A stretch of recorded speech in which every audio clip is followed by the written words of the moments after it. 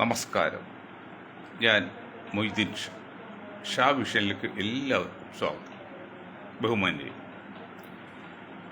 ഈ വൈദ്യർ പറഞ്ഞ് ഗുളിക കൊണ്ട് ഈ വായിലിടാൻ, അത് നാവിക്കിട്ട് രോഗി മരിച്ച കഥയുണ്ട്. അതുപോലെ അഫ്ഗാനിസ്ഥാനിൽ ഭൂകമ്പം ഉണ്ടായപ്പോൾ അന്യപുരുഷന്മാർ സ്ത്രീകളെ തൊടാൻ പാടില്ല എന്ന നിയമം ഉപയോഗിച്ച് അവർ രക്ഷപ്പെടുത്തിയില്ല. അതൊരു പരാതി അല്ലെങ്കിൽ ഒരു ആരോപണം കേൾക്കുന്നത് ശരിയാണെന്നറിയില്ല.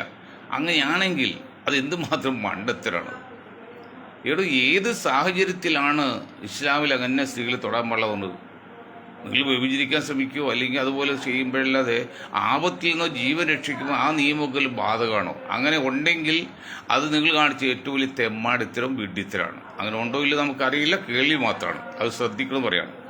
മറ്റൊരു ഞാൻ എന്നെക്കുറിച്ച് 2 വാക്ക് പറയേണ്ടി വരും. കാരണം ഒരു ടീം 4 പേരുള്ളൂ, അവരെന്നെ വിലക്കെടുക്കാൻ നോക്കി. ഞാൻ സമ്മതിച്ചില്ല. എന്താണെന്നറിയോ, ഞാൻ ഒരുപടി മേഖലയിൽ പ്രവർത്തിക്കുന്നുണ്ട്. 66 വർഷമായിട്ട് ഒരുപടി മേഖലയിൽ പ്രവർത്തിക്കാൻ നിങ്ങൾക്കറിയാം. എന്നാൽ ഇതുവരെ ഞാനൊരു പഞ്ചായത്ത് മെമ്പറിലായിട്ടില്ല. സർക്കാർ ഒരു ആനുകൂല്യം പറ്റിയിട്ടില്ല. ഒരു 10 വയസ്സായിട്ട് കൈക്കൂലി വാങ്ങിച്ചിട്ടില്ല. അതിൽ എന്തെങ്കിലും സാധിച്ചു കൊടുത്താൽ അവർ ചിലപ്പോൾ എന്തെങ്കിലും ചിലവ് തരും. അത് നമ്മൾ സന്തോഷം വാങ്ങുന്നല്ലാതെ അതില്ല. അപ്പം അങ്ങനെ ഇരിക്കെ നമ്മുടെ പാർലമെൻറ്റ് ഇലക്ഷനിൽ 2-3 വർഷം മുമ്പുള്ള ഇലക്ഷനിൽ ട്രിവാൻഡ്രത്തും എറണാകുളത്തും മത്സരിച്ച കോൺഗ്രസ് സ്ഥാനാർത്ഥികൾ ഇസ്രായേലിലെ ചാരന്മാരാണെന്ന് പറഞ്ഞ് ഒരു മുസ്ലിം തീവ്രവാദ വിഭാഗം നോട്ടീസ് ഇറക്കി.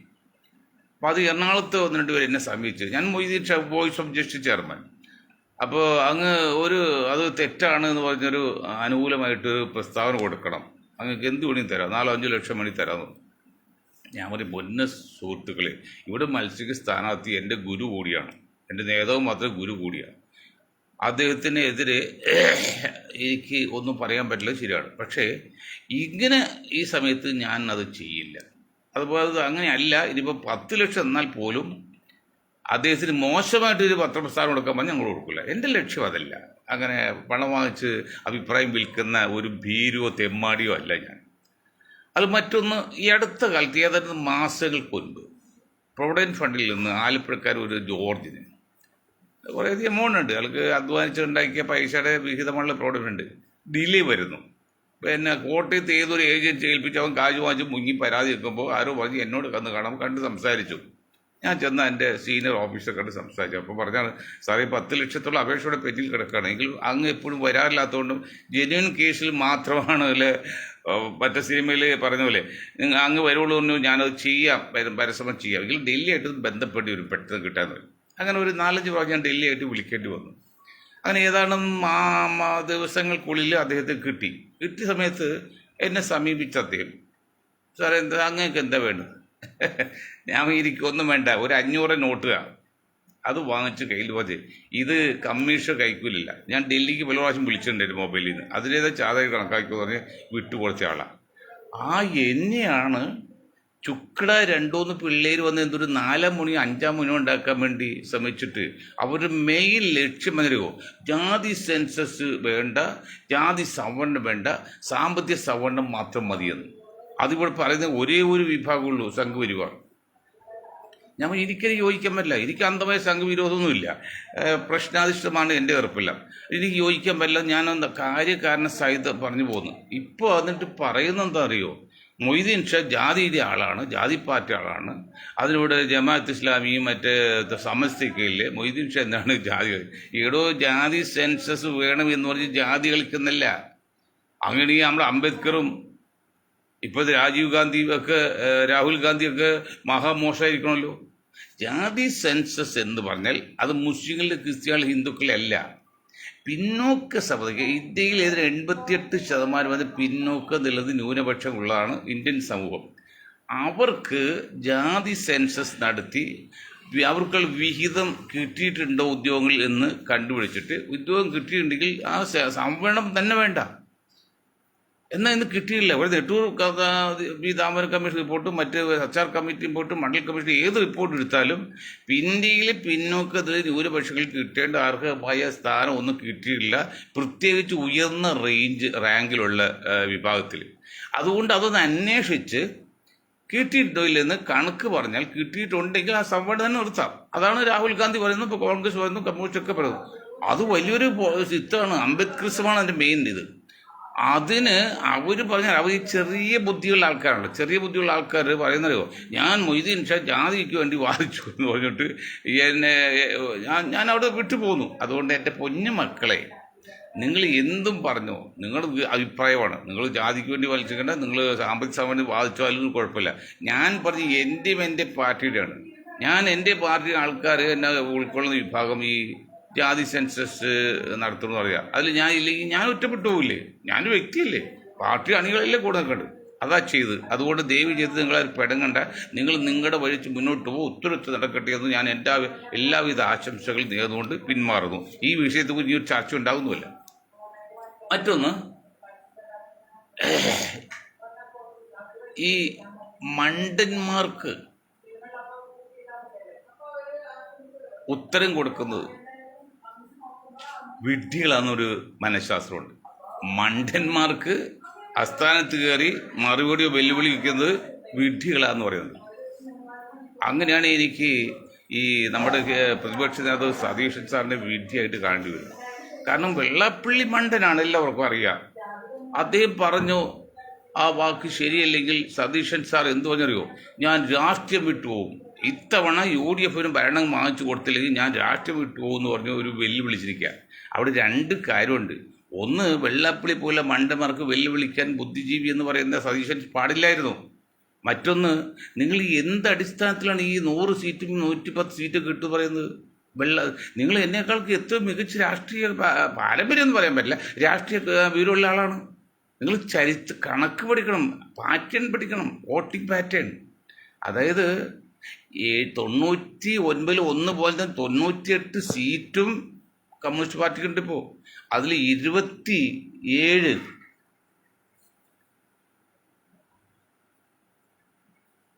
98-ൽ 71 27 സീറ്റ് കുറഞ്ഞാലും അവർക്ക് ഭരണം കിട്ടും, പിടിക്കാം. തന്നെയുമല്ല, സതീശൻ സാറെ അങ്ങ് മനസ്സിലാക്കിയിട്ട് കാര്യമുണ്ട്. അങ്ങ് പ്രതിപക്ഷ നേതാവായിട്ട് പറയാണ്, അങ്ങ് ഉപദേശിക്കാതെ ഞാൻ വലിപ്പം എനിക്കില്ല, ഞാൻ അൻവറിനെ പോലെ മണ്ടനാകാൻ ആഗ്രഹിക്കുന്നില്ല. പക്ഷേ ഇവിടെ മുസ്ലിം ലീഗ് ഇല്ലാത്തൊരു ഭരണം ഇല്ലാത്തൊരു ഭരണം ഉണ്ടാകാൻ വേണ്ടി അശ്രാന്ത പരിശ്രമിക്കുന്ന ആൾക്കാരുണ്ട്. എന്ത് വില കൊടുത്തും LDF-നെ അധികാരത്തിൽ കയറ്റാൻ വേണ്ടി ശ്രമിക്കുന്ന വലിയൊരു സന്നാഹമുണ്ട്, വലിയ ഗ്രൂപ്പുണ്ട്. പക്ഷേ UDF-ന് എന്ത് വില കൊടുത്തും കയറ്റുമെന്ന് ചിന്തിക്കുന്നൊരു വളരെ കുറച്ചുള്ളൂന്നേ.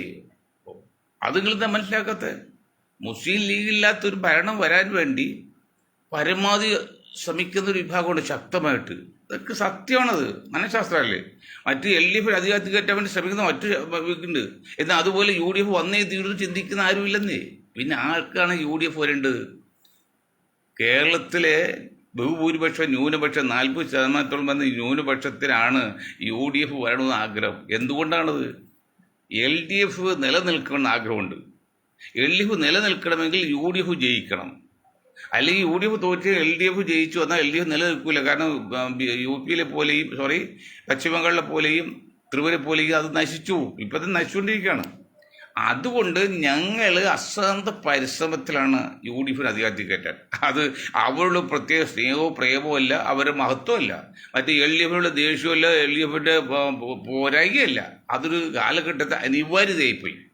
അങ്ങനെ നമ്മൾ കണക്ക് കൂട്ടുമ്പോൾ നിങ്ങൾ എന്താണ് വെള്ളപ്പള്ളി നിങ്ങൾ ഈ പറയുന്നത്?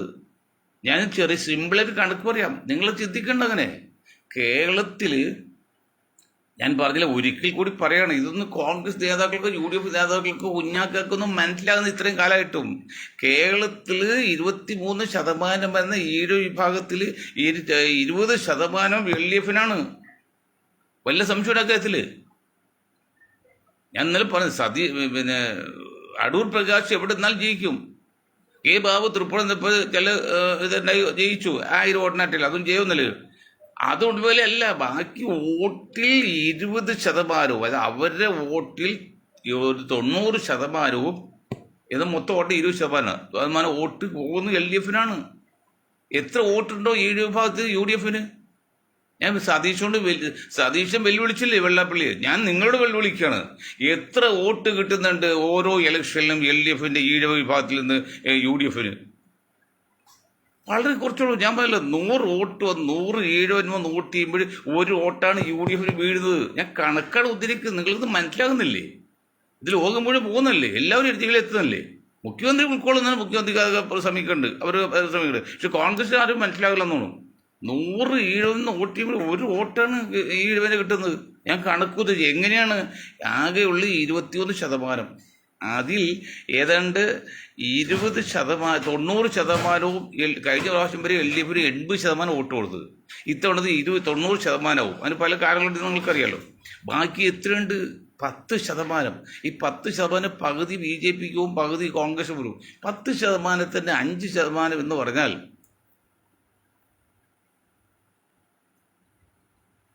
എത്രയുടെ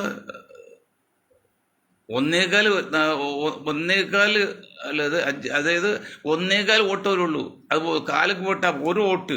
അങ്ങനെ വരുമ്പോൾ 107 വോട്ട് ചെയ്യുമ്പോൾ ഒരു വോട്ടാണ് UDF വീഴുന്നത്, അല്ലെങ്കിൽ കോൺഗ്രസ് വീഴുന്നത്. കണക്ക് നിങ്ങൾക്ക് മനസ്സിലായി കാണും.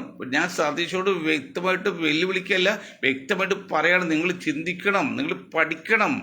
നിങ്ങൾ ആരെങ്കിലും ഒരാൾ രാഷ്ട്രമീമാംസകൻ ഉണ്ടാകണം കോൺഗ്രസ്സിൽ, എത്ര ചിന്തിക്കണം. ബാക്കി ഞാൻ പറയും, ക്രിസ്ത്യൻ സമുദായം 18% 15 അല്ല 5 കൺവേർട്ട് ക്രിസ്ത്യാനി, ബാക്കി 10%. അതിലൊരു 5% വോട്ട് ഇന്നും കോൺഗ്രസ് കിട്ടും. എന്ന് പറഞ്ഞാൽ 100 ക്രിസ്ത്യൻ വോട്ട് ചെയ്യുമ്പോൾ 5 വോട്ട് ക്രിസ്ത്യാനിക്ക് കോൺഗ്രസ് കിട്ടും. പിന്നെ ദളിത് നിങ്ങൾക്കറിയാലോ 10%. ഇപ്പോൾ അതിൽ 60% കമ്മ്യൂണിസ്റ്റ് അനുഭാവിയാ. എന്ന് വെച്ചാൽ 100 ദളിത് വോട്ട് ചെയ്യുമ്പോൾ ഒരു വോട്ടാണ് കോൺഗ്രസ് കിട്ടുന്നത്. പിന്നെ ധീവരന്മാർ ഉൾപ്പെടെ 3%, അതോ 50-50 30-30 3 വിഭാഗങ്ങൾ ഓരോ വോട്ട് വീതമാണ്. പിന്നെ ഉള്ളത് നായർ വിഭാഗം 12% ഉണ്ടായത്, അതിപ്പോൾ 9% എന്നാണ് ലേറ്റസ്റ്റ് കണക്ക്. അപ്പോൾ അങ്ങനെ വരുന്ന അതിൽ കഴിഞ്ഞ അസംബ്ലി ഇലക്ഷൻ വരെയും 50% നായർ വോട്ട് ചെയ്ത് BJPക്കാണ്. ഇത്തവണ ഒരു 70%, കാരണം NSSൻ്റെ അടുപ്പവും മറ്റു ചില രീതിയൊക്കെ വെച്ച് നോക്കുമ്പോൾ 70% പോകും. അപ്പോൾ ഏതാണ്ട് 110 നായർ വന്ന് വോട്ട് ചെയ്യുമ്പോഴേ ഒരു നായർ വോട്ട് കോൺഗ്രസ് കിട്ടുന്നത്. മനസ്സിലായോ സതീഷ? ഞാൻ പേരെടുത്ത് പറയാം. എൻ്റെ ദൃഷ്ടിയിൽ നിങ്ങൾക്ക് ചെറുപ്പാണ്, ജൂനിയറാണ്. I am 77. നിങ്ങൾക്ക് 10-15 വയസ്സൊക്കെ ഉള്ളൂ. അതുകൊണ്ട് തന്നെ നിങ്ങൾ കണക്ക് പഠിക്കുന്നില്ല എപ്പോഴും. പിന്നെ ഈ വോട്ട് കിട്ടിക്കുന്നത് എവിടെയാണ്? മുസ്ലിം സമുദായത്തിൻ്റെ 40% ഉണ്ടെന്നാണ് സംഘ് പരിവാർ പറയുന്നത്. അതിലിപ്പോൾ അവർ അല്പം അതിശോക്തിയായിരിക്കാം. എന്നാലും ഇപ്പോൾ 3 കൂടുതൽ ഉറപ്പാണ്. പുതിയ കണക്ക് ഞങ്ങൾക്ക് കണക്കുണ്ട്, ജമാഅത്ത് കൗൺസിലിൻ്റെ ലിസ്റ്റ് എടുത്തലുണ്ട്. 3 കൂടുതൽ കേരളത്തിൽ മുസ്ലിങ്ങളുണ്ട്, അതിൽ സംശയമൊന്നുമില്ല. അപ്പം കഴിഞ്ഞ 2 ടേമിന് മുമ്പ് വരെയും അതിൽ ഒരു 10% വോട്ട് മുസ്ലിങ്ങളിൽ LDF കിട്ടിക്കൊണ്ടത്. വെറും 10% ഉള്ളൂ. അത് ഈ അറബിക് സർവകലാശാല തുടങ്ങാൻ ആ വരെ 2% മുസ്ലിങ്ങൾ മാറി 12% കിട്ടി. അതാണ് കഴിഞ്ഞ മുമ്പിലത്തെ പ്രാവശ്യം 10 സീറ്റും ഇപ്രാവശ്യം 99 കിട്ടിയത്. അല്ല കമ്മ്യൂണിസ്റ്റ് പാർട്ടി വളർന്നിട്ടൊന്നുമില്ല, തളർന്നിട്ടുള്ളൂ. ബാക്കി അതിലിപ്പോൾ വെറും 3%, അതായത് നിരീശ്വരവാദികളായ മുസ്ലിം നാമധാരികൾ മാത്രമാണ് കമ്മ്യൂണിസ്റ്റ് വോട്ടുകൾ. ബാക്കിയെല്ലാം കമ്മ്യൂണിസ്റ്റ് വിരോധമാണ്. കേരളത്തിൽ അവരത്ര കണ്ട് സംഘപരിവാരമായിട്ട് അല്ലെങ്കിൽ മുസ്ലിം വിരോധമായിട്ട് കാണിക്കുകയാണ്. 100 ഉദാഹരണം കണ്ട് അത് ഞാൻ സംസാരിക്കാം. അപ്പോൾ അതിൽ 97% എന്ന് പറഞ്ഞാൽ ആകെ ചെയ്യുന്ന വോട്ടിൽ 36 അല്ലെങ്കിൽ 35% വോട്ട് കിട്ടുന്നത് പ്ലാൻ ചെയ്തിരിക്കുന്നത് കോൺഗ്രസ്സാണ്, UDFനാണ്. പക്ഷെ അവിടെ എന്തെങ്കിലും മിസ്റ്റേക്ക് പറ്റിയാൽ നിങ്ങളുടെ അട്ടേർലി ഫെയിലിയറായി പോകും. അത് നിങ്ങൾ മനസ്സിലാക്കണം. ഇപ്പോൾ ഒരു കാര്യം പറയാം, ഞാൻ ഒരു കാര്യം ഇന്നിപ്പോൾ ആരോ സർവേ നടത്തിയപ്പോൾ ഞങ്ങൾക്ക് പല സർവേ നടത്തിയപ്പോൾ 30% LDFനും 40% UDFനും ബാക്കി 4-7 പോയിട്ട് ഒരു 10-15% BJPക്കുന്നൊരു റിപ്പോർട്ട് ഒന്ന് കണ്ട്. ഞങ്ങൾ പല പ്രാവശ്യം പറഞ്ഞതാണ്. ഇന്നത്തെ റിപ്പോർട്ടിൽ എന്തോ കണ്ട് അങ്ങനെയാണ്. അതിനർത്ഥം ഇപ്പോഴും UDFും കോൺഗ്രസും തമ്മിൽ ചെറിയ വ്യത്യാസമുള്ളൂ. ആ വ്യത്യാസമൊക്കെ ചെറിയ സംഭവത്തിന് പേരിൽ മാറിപ്പോകാം. അപ്പം നിങ്ങൾ അത്ര സുരക്ഷിതമാണെന്ന് പറഞ്ഞാൽ അഹങ്കരിച്ച് വെല്ലുവിളിക്കില്ലേ? സതീഷോടെ പറയുന്നത്. സതീഷിന് അൻവറിനോട് കളിച്ചു പോലെയല്ല, മൊയ്തീൻ ഷായിട്ട് കളിക്കരുത്. മൊയ്തീൻ ഷായിട്ട് കണക്കാണ്, അൻവർ മണ്ടത്തരാണ്. ഞാൻ ഉദാഹരണം പറയാം. ഇപ്പോൾ സതീഷിന് എല്ലാം കൊണ്ട് വലിയ ഒരു വിജയം പറയുന്നുണ്ട്. എവിടെയാണ് വിജയം? ഉമ്മൻചാണ്ടിൻ്റെ മണ്ഡലം ജയിച്ചു. ആരുടെ സീറ്റാണെന്നുള്ളത്? കോൺഗ്രസിൻ്റെ അല്ലേ? തൃക്കാക്കര ജയിച്ചു. ആരുടെ സീറ്റായിരുന്നു? കോൺഗ്രസ് സീറ്റല്ലേ? പാലക്കാട് ജയിച്ചു. ആരുടെ സീറ്റായിരുന്നോ? കോൺഗ്രസ് സീറ്റല്ലേ? എന്നിട്ട് നീ മറ്റൊരുക്കാതെ ജയിക്കാതെ നിങ്ങൾ നാൾ കുഞ്ഞാലിക്കുട്ടിയും പറഞ്ഞു ഉപതെരഞ്ഞെടുപ്പ് എല്ലായിടത്തും ഞങ്ങൾ ജയിച്ചിട്ടുണ്ട്, UDF ജയിച്ചിട്ടുണ്ട്. എന്ത് കണ്ടീഷനിൽ? നിങ്ങളുടെ സീറ്റായിരുന്നത്. നിങ്ങൾ LDF ഒരു സീറ്റിൽ പിടിച്ചെടുത്താൽ മനസ്സിലാക്കരുത്. പിടിച്ചെടുത്തിട്ടുണ്ടോ? മറ്റൊരു തരത്തിൽ ആ പെണ്ണ് നിർത്തിയില്ലോ, കെട്ടിവെച്ച് കാശ് പോലും കിട്ടാത്ത അവസ്ഥയില്ലേ? പിന്നെ നിങ്ങൾ എന്ത് കണ്ടോണ്ട് അഹങ്കരിക്കുന്നത്? എന്തൊക്കെയാണ് നിങ്ങൾ തുള്ളുന്നത്? UDF കോൺഗ്രസും ഞങ്ങൾക്ക് വിഷമമുണ്ട്. കാരണം ഇനിയൊരു ചാൻസ് ഇല്ല ഇവിടെ. മുസ്ലിം ലീഗിനെ അധികാരത്തിൽ കയറ്റാൻ അല്ലെങ്കിൽ UDF അധികാരത്തിൽ കയറ്റാൻ അല്ല ഞങ്ങളുടെ ശ്രമം. UDF നശിച്ചു കഴിഞ്ഞാൽ, കോൺഗ്രസ് തകർന്നു കഴിഞ്ഞാൽ പിന്നെ വരുന്നത് LDF ആണ്. LDF ഈ ഒരു ടൈം നിൽക്കും, അത് കഴിഞ്ഞ് LDF തകർന്നു പോകും. പിന്നെ വരുന്നത് BJP ആണ്.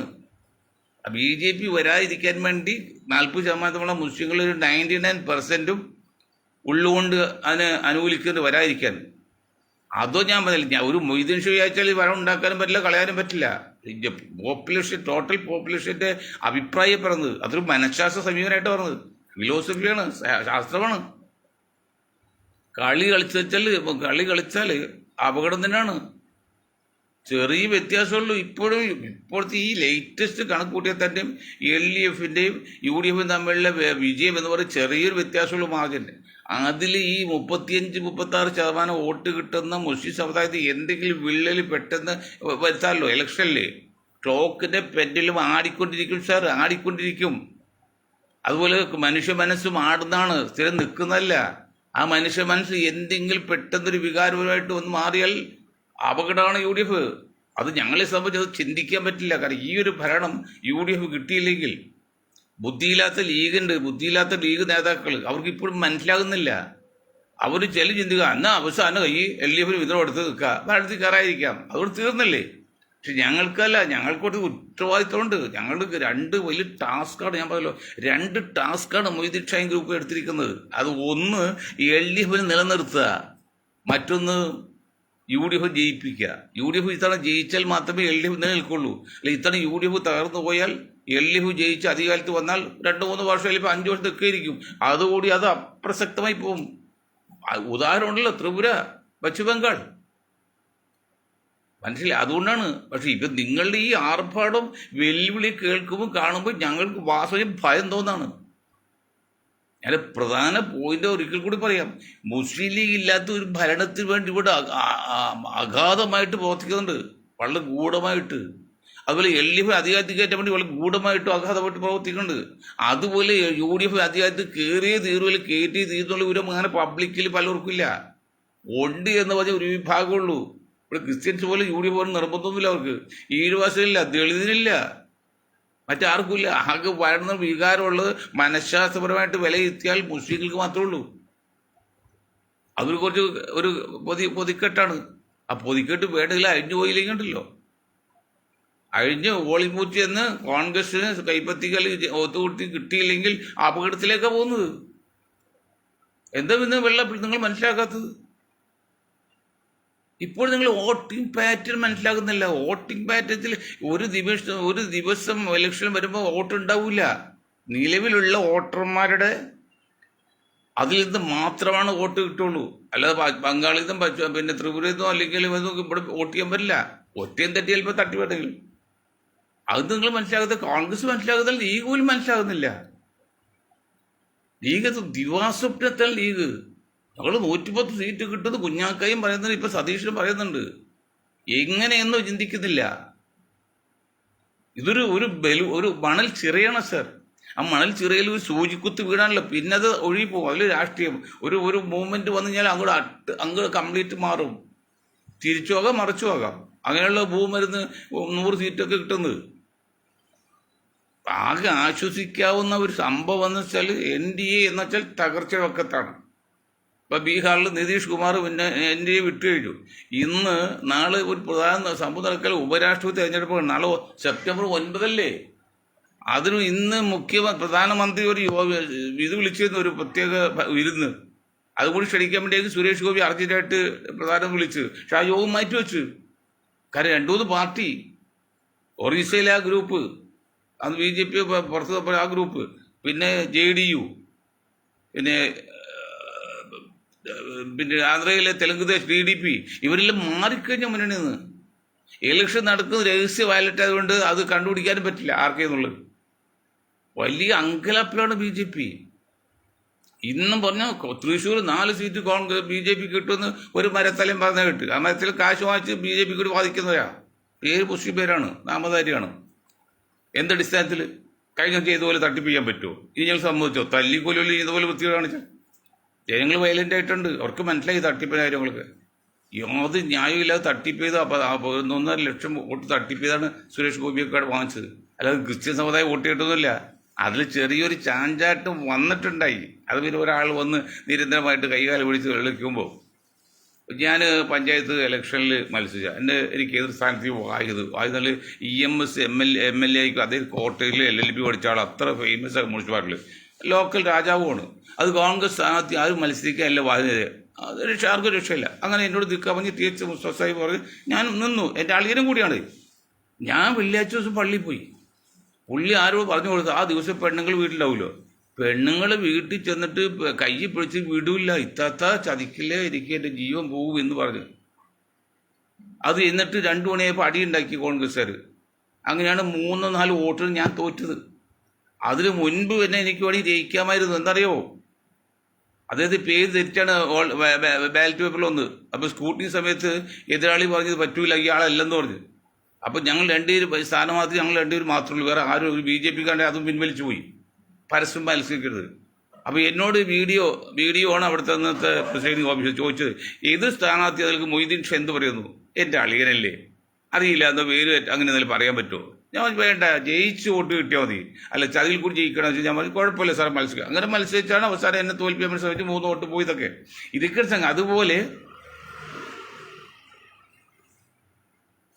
അതുപോലെ കോൺഗ്രസ് പിന്നെ തൃശ്ശൂർ അച്ഛന്മാരുടെ അടുത്ത് ചോദിക്കുമ്പോൾ സ്വാഭാവികമായിട്ടും അവർ ചെറിയ ദൈവം കാണിച്ചു. അങ്ങനെ ഒരു ചെറിയ 4-3% ഉള്ളൂ. മറ്റുള്ള കൃത്രിമ വോട്ടിൽ കൂടിയാണ്. ഇതൊന്നും മനസ്സിലാക്കാതെ ദിവാസ്വപ്നത്തിലാണ് BJP. ഇപ്പം 33 സീറ്റ് കിട്ടിയാൽ ഭരിക്കാം എന്ന് ആര് പറഞ്ഞു? BJPയുടെ അന്നത്തെ പ്രസിഡന്റ് പറഞ്ഞു. അത് കളിയാക്കേണ്ട കാര്യമില്ല. അത് ഞാൻ കണക്ക് നിങ്ങൾ ഒന്നുകൂടി പറഞ്ഞാൽ എങ്ങനെയാണെന്ന്. ആകെ എത്ര സീറ്റുണ്ട്? 140. അത് 3 പോയി കഴിഞ്ഞാൽ ഏതാണ്ട് 33 അല്ലെങ്കിൽ 35 37 സീറ്റാണ് 3 വരുന്നത്. അപ്പോൾ 37 സീറ്റ് കിട്ടിയാൽ ആൾക്ക് വേണ്ടി ഭരിക്കാം. അപ്പോൾ ഒരു 30 സീറ്റ് അവർക്ക് കിട്ടിയാൽ ബാക്കി 70 സീറ്റിലോ ബാക്കി മുന്നണി ഇന്ന് 15-16 സീറ്റ് വാങ്ങിച്ചാൽ 40 സീറ്റ് കിട്ടിയാൽ ഭരിക്കാമല്ലോ. ആ ഭരിക്കുക, അത് അങ്ങ് ശരിയാണത്. ഇത് തോറ്റ് നിൽക്കുന്ന പശു പ്രസവിക്കുകയും പിരിച്ചു പോയ കാള തിരിച്ചു വരിച്ചാലും 1 ഏക്കർ പൂട്ടാന്ന് പറയും പോലെയാണ് അതൊക്കെ തിയറിറ്റിക്കലല്ല, അത് ഹൈപ്പോത്തിക്കലാണ്. അങ്ങനെ അപ്പം അങ്ങനെ നിൽക്കുമ്പോൾ സതീശൻ നിങ്ങൾ വെറുതെ ആവശ്യമില്ല വെല്ലുവിളിച്ചു നിങ്ങൾ ഗ്രൂപ്പ് ഉണ്ടാക്കി കളിക്കില്ലേ? അപകടത്തിലേക്കാണ് പോകുന്നത്. നിങ്ങൾക്ക് എന്തോ മനസ്സിലായില്ല എപ്പോഴും. മനസ്സിലായില്ല. ഇതിക്കുള്ള ഞാൻ വ്യാഖ്യാനം എനിക്ക് യാതൊരു താല്പര്യമില്ലെന്നേ, ഒരു നിഷ്പക്ഷ എനിക്ക് ഒരു താല്പര്യമില്ല. ജയിക്കുമെന്നോ അല്ലെങ്കിൽ മന്ത്രി ആവണമെന്നോ MLA ആവണമെന്നോ പഞ്ചായത്ത് മുമ്പിൽ ആവണമെന്നോ ഒരു ആവശ്യമില്ല. എനിക്ക് പൈസ ആവശ്യമില്ല. കാരണം 77 വയസ്സ് എനിക്ക് എന്തിന് പൈസ? അത്യാവശ്യം ജീവിക്കാനുള്ള ചില സൗകര്യമൊക്കെ ഉണ്ട്. പട്ടിണിയൊക്കെ ജീവിക്കാനുള്ള സൗകര്യം ദൈവം തന്നിട്ടുണ്ട്. അല്ല അന്വേഷിക്കാൻ കുറേ ആൾക്ക് നമ്മുടെ കുടുംബക്കാരൊക്കെ ഉണ്ട്, മക്കളൊക്കെ ഉണ്ട്, കുഴപ്പമില്ല. പക്ഷെ അതുകൊണ്ട് സമൂഹത്തിന് സമാധാനം ജീവിക്കണം, അതിനു വേണ്ടിയാണ് ഒരു ശ്രമം. 78% വരെ പിന്നോക്കത്തിൽ ന്യൂനപക്ഷങ്ങൾക്ക് ഒരു അടിത്തറ ഉണ്ടാക്കണം, അവർക്ക് നിലനിൽപ്പ് നോക്കണം, അവർക്ക് സപ്പോർട്ട് ചെയ്യാൻ കൂടുതൽ ആളില്ല. മറിച്ച് 12% സവർണ വിഭാഗത്തിൽ സപ്പോർട്ടിന് ആവശ്യമില്ല. അവർക്ക് വെൽ ടൂഡാണ്, അവർക്കെല്ലാം അവിടെ തികഞ്ഞിരിക്കുകയാണ്. അവർക്ക് ഞങ്ങളുടെ മൊയ്തീൻ ഷായുടെ ആവശ്യമില്ല. ഞാൻ ചെന്നാൽ എൻ്റെ സാധ്യത അവർ ആവശ്യപ്പെടുകയില്ല, ഇരിക്കുകയില്ല. കാരണം എനിക്കറിയാം, because I know some psychology. അതുകൊണ്ടാണ് അവസരം ഈ അന്യാധീനപ്പെട്ട് കിടക്കുന്ന വിഭാഗത്തിന് വേണ്ടി നമ്മൾ നിൽക്കുന്നത്. എൻ്റെ സേവനം അവർക്കേ ആവശ്യമുള്ളൂ, അല്ലാതെ സവർണ വിഭാഗത്തിന് എൻ്റെ സേവനം ആവശ്യമില്ല. അവർ എല്ലാ നിലക്കും വെൽ പ്ലാൻഡാണ്, അല്ലെങ്കിൽ മുന്നോട്ട് പോവാണ്. അവർക്ക് എന്തെങ്കിലും പേടിക്കാനുള്ളൂ? ഒന്നും പേടിക്കാനില്ല. എല്ലാ നിലക്കും അവർ ഇതാണ്. അതാണ് അവർ എന്ന് വെച്ചാൽ നമുക്ക് അവരുടെ യാതൊരു എതിർപ്പുമില്ല, ഒന്നുമില്ല. അവർ നമ്മൾ ബഹുമാനിക്കും, ആദരിക്കും. അതെങ്ങനെയെന്നറിയോ? ഇപ്പോൾ ഒരു പിന്നോക്കത്തിൽ ന്യൂനപക്ഷങ്ങൾക്ക് വില്ലേജ് ഓഫീസിൽ പോയി അവിടുത്തെ ക്യൂ നിന്നാൽ സർവിട്ടുള്ളൂ. അതുപോലെ മുന്നോക്ക സമുദായത്തെ വില്ലേജ് ഓഫീസിൽ ക്യൂ നിർത്തരുത്. അവർക്ക് വേണ്ട അവകാശങ്ങൾ അവർ വീട്ടിലെത്തിച്ചു കൊടുക്കണം. അവർ കുറച്ചുകൂടിയൊക്കെ പ്രത്യേകത ഉണ്ടെന്നാണ് പറയുന്നത്. അങ്ങ് ചിന്തിക്കുന്ന ആളല്ല, അവർ തോൽപ്പിക്കുന്ന ആഗ്രഹമില്ല. അപ്പം അതുകൊണ്ട് സതീശൻ സാറും രമേശ് ജിയൊക്കെ ശ്രദ്ധിക്കേണ്ട കാര്യം, കുഞ്ഞാക്കെ ശ്രദ്ധിക്കേണ്ടത്, നിങ്ങൾ കാണിക്കുന്ന വലിയ ബുദ്ധി എന്ന് പറയാൻ പറ്റില്ല. നിങ്ങൾ പറഞ്ഞ ഓരോരോ കാര്യമുണ്ട്. എല്ലാം ഉപകരിച്ചപ്പോഴും ഞങ്ങൾ ജയിച്ചില്ലേ എന്ന് പറയുന്നുണ്ട്. ആരോട് ഈ പറയുന്നത്?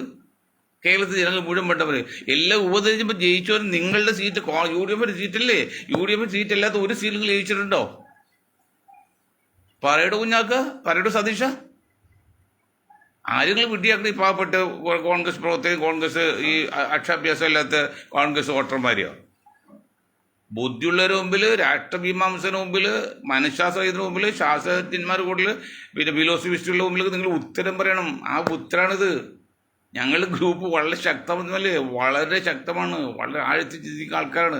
അവരാണ് പറയുന്നത് കണക്കെല്ലാം വളരെ കറക്റ്റാണ്. അല്ലെങ്കിൽ നിങ്ങൾ അല്ല തെളിയിക്കുക. അതുകൊണ്ട് അപകടത്തിൽ പോകില്ലേ എന്ന് പറഞ്ഞുകൊണ്ട് ഞാൻ എൻ്റെ വാക്കുകൾ നിർത്താണ്. നിങ്ങൾക്ക് ഒരായി നന്ദി. ജയ് ഹിന്ദ്.